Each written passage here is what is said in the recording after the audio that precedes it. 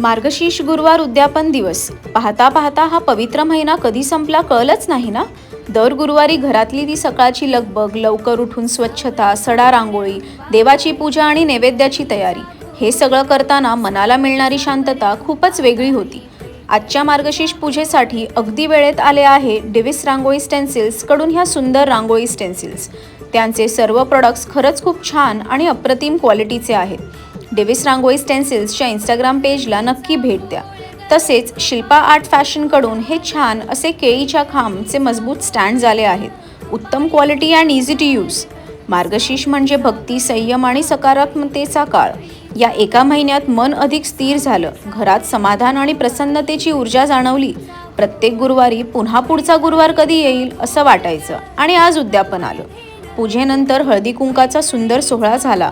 सवाशिणी, मैत्रिणी, शेजारी पाजारी सगळ्यांना प्रेमाने बोलावलं आणि हळदी कुंकू, ओटी आणि प्रसाद देऊन हा आनंद द्विगुणित केला।